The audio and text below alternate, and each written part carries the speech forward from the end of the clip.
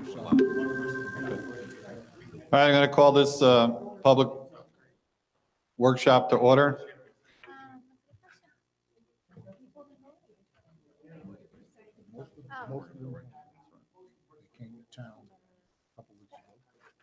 I'm going to call upon Mr. Napoli to conduct the budget workshop, number 3. We have some special guests with us this evening. Thank you. With us tonight are Dr. Corey, Superintendent of Ulster BOCES, Allison Dodd, Assistant Superintendent for Administration, thank you, and Dr. Jonah Schenker, he's the Deputy Superintendent of Ulster BOCES. Tonight we're talking about our special education budget, our Ulster BOCES special education budget, and then also other services that we buy from Ulster BOCES.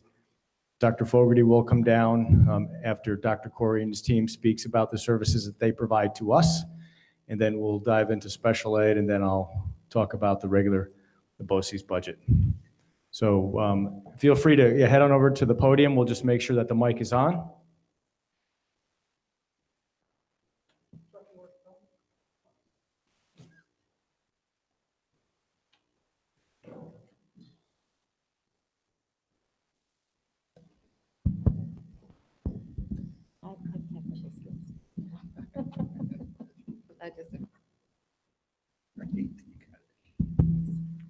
Thank you. It's always good, and it's been a while since I've driven over the mountain, to be honest with you. So it's good to see you all. Hopefully everybody's well and healthy.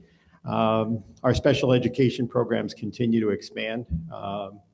This particular school year, we opened up our Anna Devine site to be a total special education site, increased enrollment in elementary school special education, as well as we've moved some of our other programs. We've expanded our Ramapo site, which is kind of middle grade site, and that has really freed up our Port Ewan site to be predominantly high school based programming.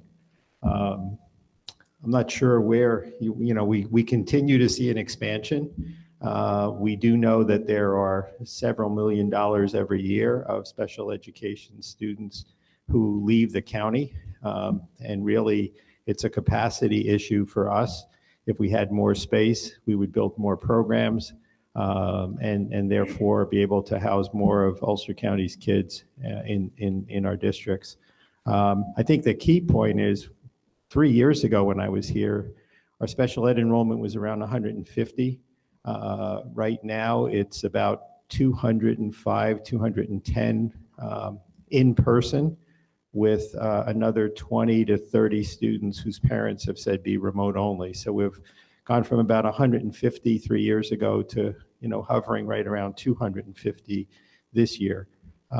We do have some more space, but we're quickly approaching full capacity in the existing spaces that we have. So we're always looking for places where we can build programs and expand. Jonah, you want to add anything? I don't know if the board has any questions, but Jonah?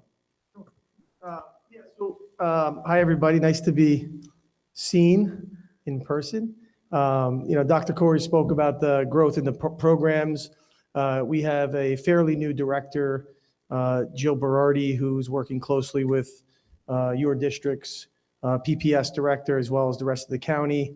And, really our focus over the, kind of pre-COVID and into COVID, and then kind of looking forward is designing K-12 pathways for all of our students, with unique needs, really to look at when a student enters with us in the early ages, what is that pathway through high school, working towards a Regents diploma, and then preparing them for next steps, a deep integration with career and tech for upper grades. That's why the high school remained in Port Ewan campus, for that synergy with the CTE programs.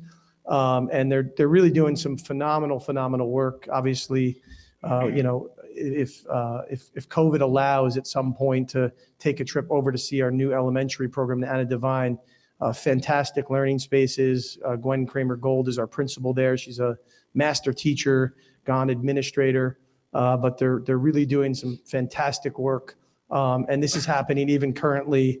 All of the classrooms are equipped to be able to teach at the same time, kind of across those three modalities. So the students in front of them, the students who are hybrid, and the students who are full remote, all engaging in classroom activities, related services through the use of our Neat Bar technology, which is kind of enhanced Zoom technology to really make the experience for who's at home or who's in the classroom be able to collaborate and work together in the best situation. But we are excited to welcome more students back as we continue to move forward, and really just thinking about what our K-12 special ed programs, as well as our other programs, are going to be looking like September on, based on all the learning that we've done over the last year. So any questions? Happy to take those. Any questions? John? Let me just, before you ask the question, I just want to make the point that all of our special ed programs have been 5 days a week in person since September.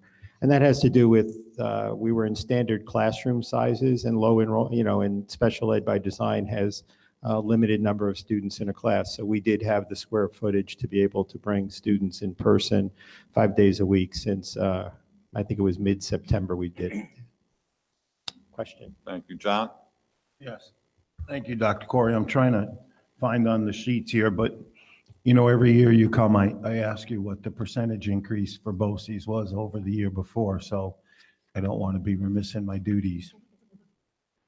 In overall, if I looked at the 128 COSERs, we were somewhere between 0 and 1% price increases. They vary within those COSERs, and special ed has several COSERs.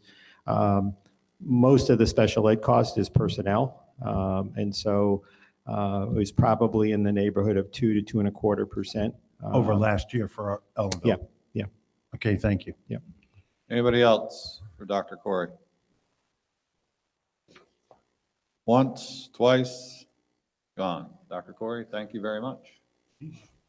Thank you very much. Good to see you all. Stay well, stay You healthy. all. Have a nice, safe trip back over the mountain. you.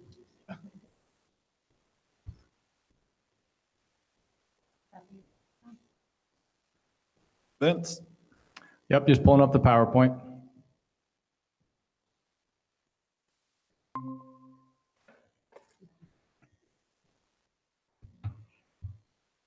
So overall, and I have Dr. Fogarty here as well as Teresa Shealy. They'll talk to specific questions regarding our special education budgets. But overall, special ed is up just under $400,000. That's the special education budget, which includes some of their administrative costs, whether it's BOCES or whether it's the residential or our private placement students. BOCES special ed actually is down $363,000, about 7%, and that's primarily due to enrollment changes. But like this time every year, we make sure to tell the board that we're in the middle of annual reviews, and those numbers will change. It's not a matter of can, but they will change. So once they're done, we'll be able to update the budget with what it looks like at the time when we adopt the budget.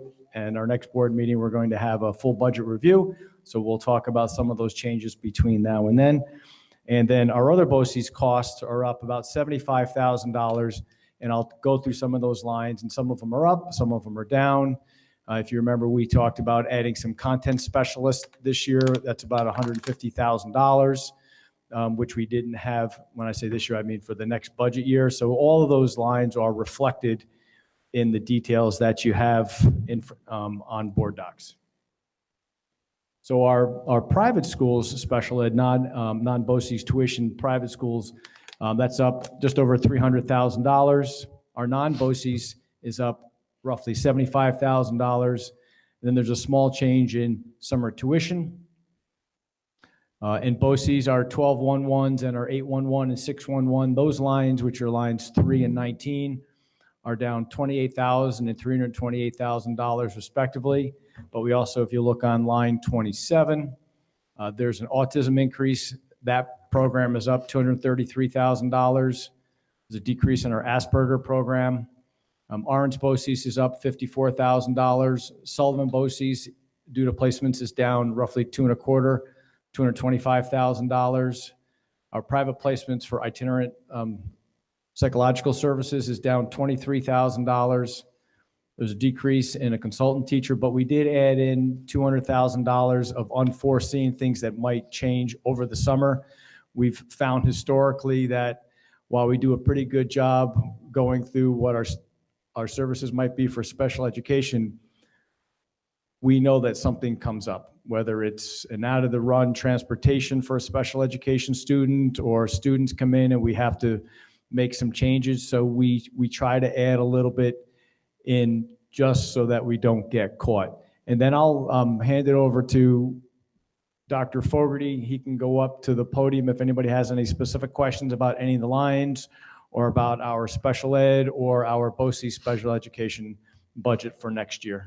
Or he can stay, Yeah. Dr. Fogarty, you can stay Let's right just at see if you that, have right any at that table. questions That's first. fine. Does anybody have any questions for Dr. Fogarty that we didn't ask him 10 minutes ago? Any questions? No? We're good, Vince. Okay, so I'll dive into our other BOCES lines. Alt Ed is down, line 5 by roughly $117,000. We have fewer students that we plan on being there next year. Career and Tech, we were adding 1 student. Career and Tech, we actually, that's a rolling 3-year average. Our enrollment in Career and Tech is up for next year by 1. And I can remember that when I started here 10 years ago, one of the charges was we tried to get more students into our Career and Tech program, and we've been increasing that just about every year. So that's a really good push put on by our high school administration to get the kids to take a look at Career and Tech. Orange BOCES Occ Ed is down $22,000. The Restart program, we haven't seen students there in a couple of years, so I've removed that from the budget. This is where I talked before about our content specialists. We didn't have it in the budget for this year, but next year we want to bring back the math and ELA content specialists. The superintendent and Kelly White, they can certainly talk about what those 2 positions will entail if you have any questions. There's some customized professional development that we removed that we're not going to be needing next year, but that we did use this year. There's some building level OT that we're not going to be needing next year.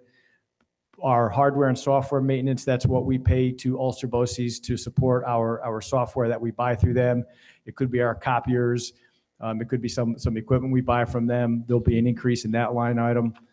We are asking for an increase in behavior support. That's about $65,000. And that's it for the BOCES other lines. These 2 documents, they're real dense to look at. It's nice having them on your Chromebooks that you can actually zoom out or zoom in to look at it. To have it on a piece of paper is really hard to use. So having it on the Chromebook actually makes it pretty easy so that if you have a question, you can zoom right into one of those lines. And that's it. Tonight is the last night of our department details, presenting the budget, and then we'll have budget overviews going forward. We'll adopt the budget. Hopefully we'll have an on-time budget with the governor on April 1st, which is coming up in a couple weeks, and we'll know better what our state aid's going to look like. I'll entertain any questions. If not, I'll hand it back to the chief for the regular board meeting. Any questions for Mr. Napoli? Okay, thank you, Vince.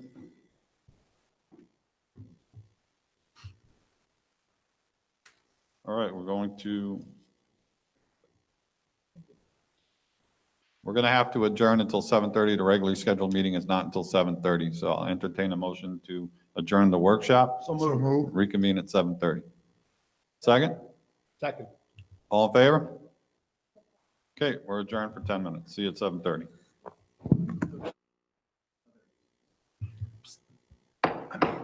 Call the meeting back to order.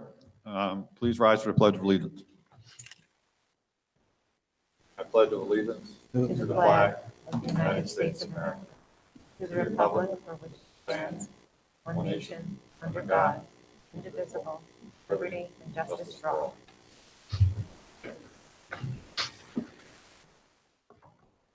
Just a point of clarity and information. We were under the misconception that the meeting started at 7:30, but we had it posted for 7, so we're back on at 7:22.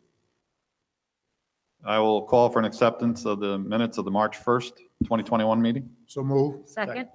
Moved and seconded. Discussion? All those in favor? Opposed? No one? Motion carries unanimous. Call for a motion for the acceptance of the minutes of the February 23rd, 2021 meeting. Second. Moved and seconded. Discussion? All those in favor? Opposed? No one? Motion carries.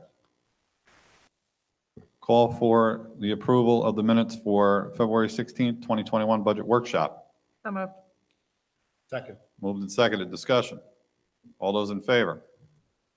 Opposed? No one. Motion carries unanimous. Go on to public forum for this evening. There is none. We covered the budget, and we'll move on to reports, information, and correspondence. I have nothing for this evening. Board membership? Anybody? Nope. We'll move on to Superintendent Lisa Wiles. Good evening, everyone. Just a couple of things quickly. We, in the elementary school, are finalizing our plan to combine cohorts A and B, so students can return 4 days a week. Wednesday will remain remote. So we're hoping to have that rolled out by Monday. Parents have been contacted. We're working with the transportation department, so there'll be more students in the building, 6 feet socially distanced, utilizing all of our health and safety protocols. We're expecting to have some updated guidance from the Ulster County Department of Health and the Department of Health with regard to quarantining, vaccinations. They said, and social distancing, we were supposed to see something 2 weeks ago, but we're still waiting. We'll bring that information to you as it becomes available. The middle school and high school have surveys out. I'd encourage parents and guardians to please fill out the survey if you're interested in having your 6 through 12 students come back full-time with those collapsed cohorts. That information's out there, and we hope to roll that out very shortly also. We'll be organizing a meeting, hopefully at the next board meeting on March 23rd, to have an update on construction. We'll be moving forward with some construction work. Our plans are up in state ed, and hopefully we'll have some approvals in the end of March to have the work begin this summer on our roofs. On the buildings. The architect and construction manager want to come, clearing their schedules to talk about the alternatives with regard to bidding. So that'll be coming up shortly. And finally, we received some correspondence. We uploaded in your board packet this afternoon, so I know you did not have a lot of time to review it, from the NAACP. And they're making a formal request that about 4 different items be reviewed by the school board. We'll be referring these out to our buildings also. So take a look at that, and then, again, I got to it late today through my mail, and then I posted it up today, so we need some time for that. And that's all I have this evening. Jody? Can you give us, get us an updated list on how many students are coming back into the buildings now that we have cohort A and B coming back? Yes. Do you want me to put that in your next Next report packet? is absolutely fine, yes. Okay. Iris?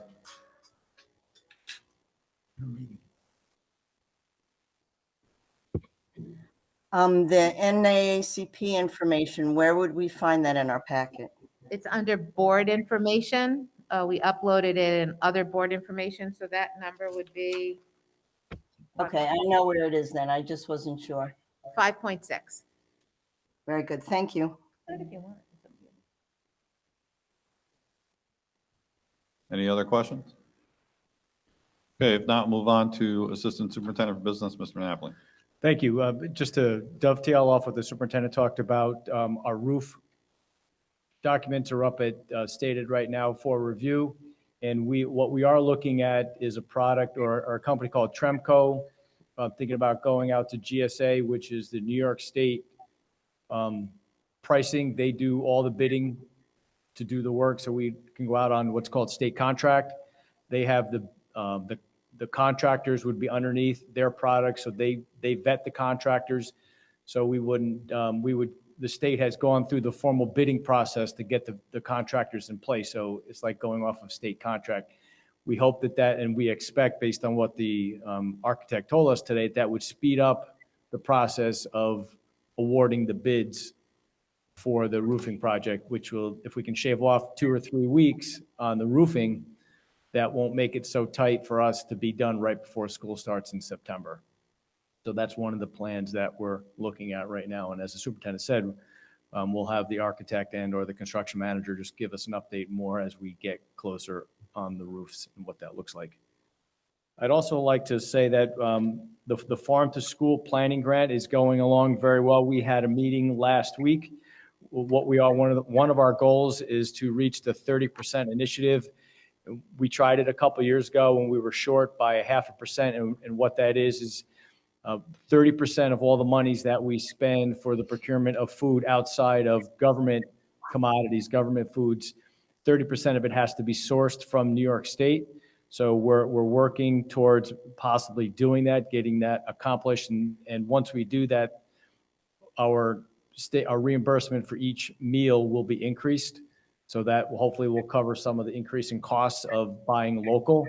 And we are also working towards sourcing more local produce and grain-based products. And local, I mean New York State, but even some of it right here in the Hudson Valley.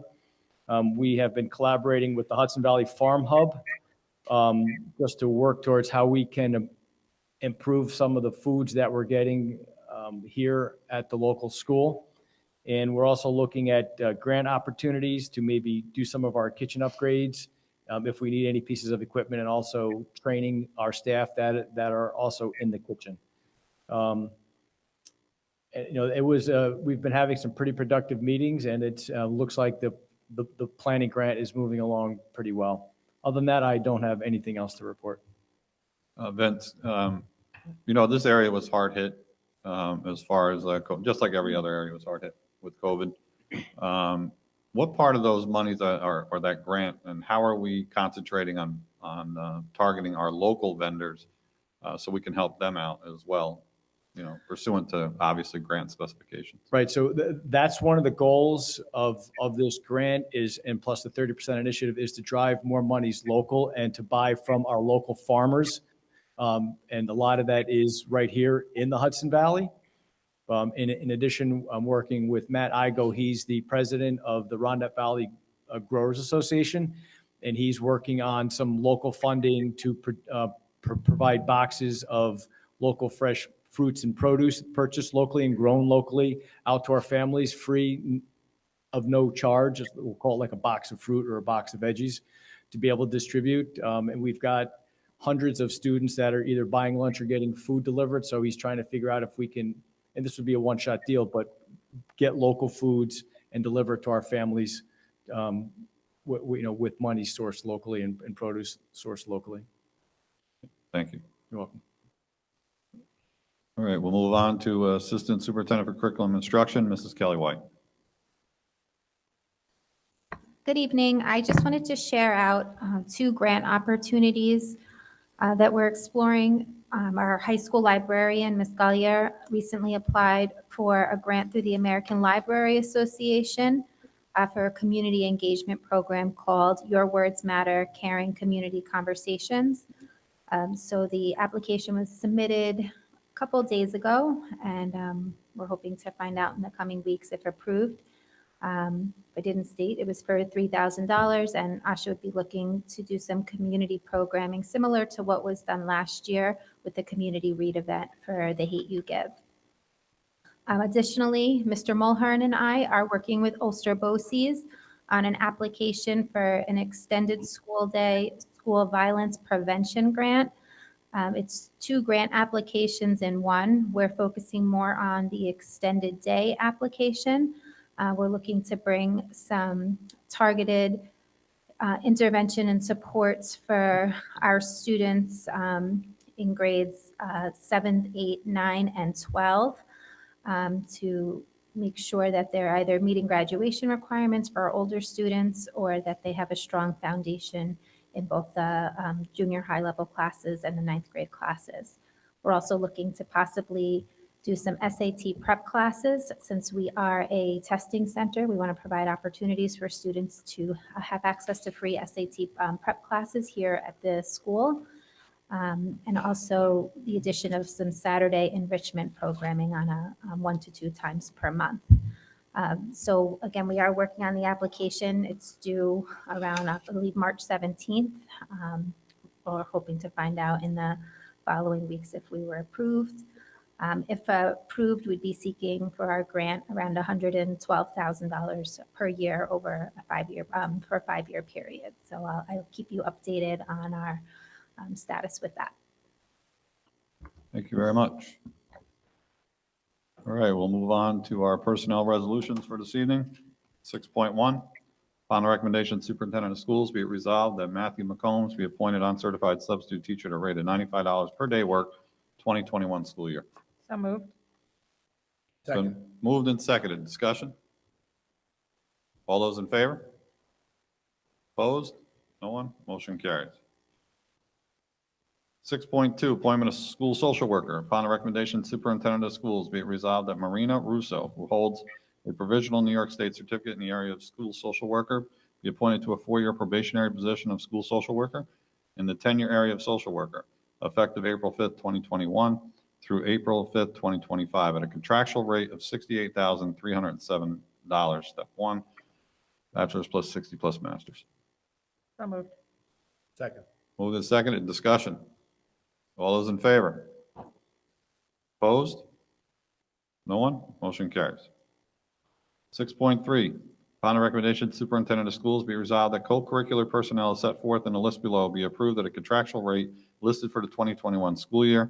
You have Michael Doria on the football chain crew and Katie Burns on the football chain crew. Second. Moved and seconded. Discussion. All those in favor? Opposed? No one? Motion carried. 6.4, upon the recommendation of Superintendent of Schools, be it resolved that co-curricular personnel chaperones as set forth below on the list below be approved at a rate of $45 per event for the 2021 school year. And there are several. I So can read moved. them. Move the list. Move the list. Is there a second? Second. Seconded. Discussion. All those in favor? Lisa has a question. You have a question, I'm not sure Lisa? I know what a chaperone, what that role is. So chaperones are, they chaperone games. So their role is to be there, crowd control, answer any questions, those types of things at certain games. We also have security at games, and we had to implement some procedures in there for health and safety. Any further discussion? Jody?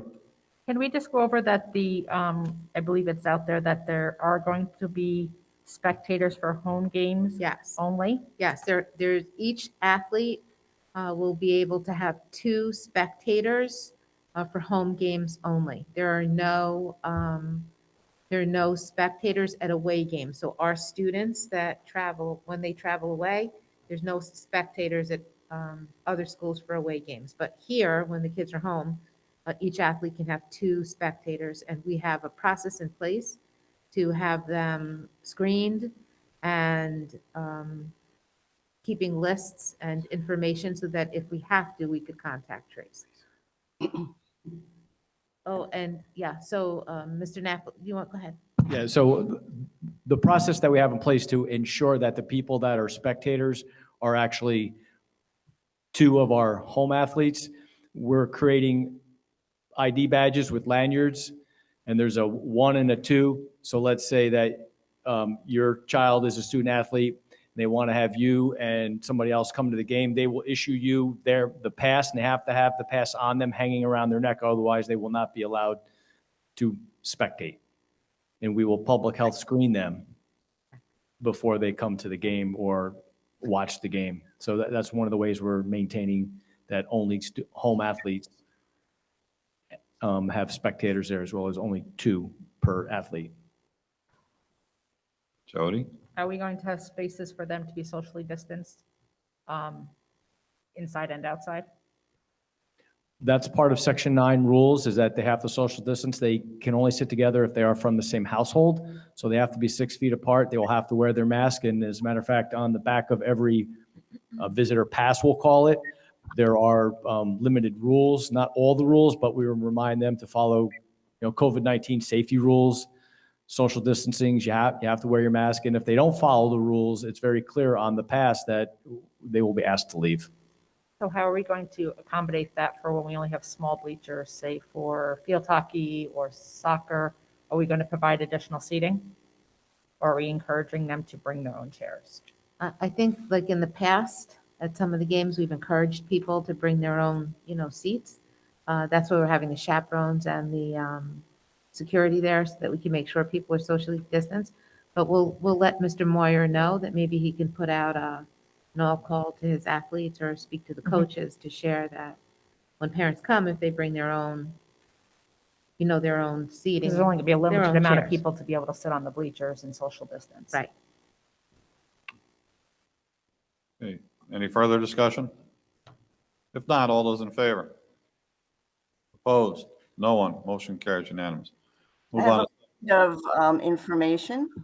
I believe in 6.3 and 6.4, there were no abstentions, and I think there should have been probably. You didn't mention any abstentions. I didn't see any abstentions on the vote. Everybody voted. Is John here? John is here. Yes, I Because am. his daughter and his wife were on 6.3 and 6.4. So isn't it required that he abstain? No I abstention. don't believe necessary. so. No abstention necessary for 6.3 with his daughter. It is not a conflict due that she does not financially support him or he doesn't have a financial gain by doing so. So there would be no abstention necessary for 6.3 under his daughter.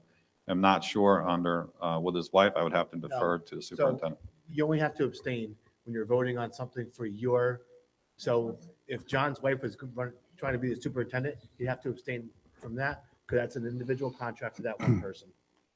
But there has to be, I remember this, I'm going to ask Stewie for clarification on it, but I believe that it has to have a direct financial benefit. That's it. That's the rule. Okay. Well, you just check with him, that's all, just to make sure. Okay. None of them share any money with me.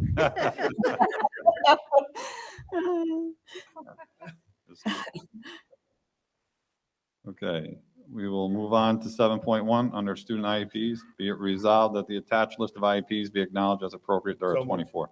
Move the list presented. Moved the list and seconded? It was. Second, is there any discussion? All those in favor? Opposed? No one? Motion carries unanimous. Under other, 8.1. Miss 7.2. 7-2. Oh, sorry, 7.2. Sorry about that. 7.2, resolved that the following volunteers be approved for 2021 school year. So moved. Second. Moved and seconded. Discussion? All those in favor? Opposed? No one? Motion carries. Okay, now we go under other. 8.1. Motion to move 8.1 and 8.2. Second. Moved and seconded. Discussion? All those in favor? Opposed? No one? Motion carries. Anything that anybody would like to see on the next agenda for the March 23rd meeting? No? Mark your calendars. The next meeting will be Tuesday, March 23rd. Entertain a motion. Oh, Lisa Ramirez, sorry. The NAACP letter, because it came in late, should we revisit it at the next meeting? Sure. We're going to. Yeah. I will entertain a motion to adjourn. Move. Second. Moved and seconded. Discussion? All those in favor? Opposed? No one? We're adjourned.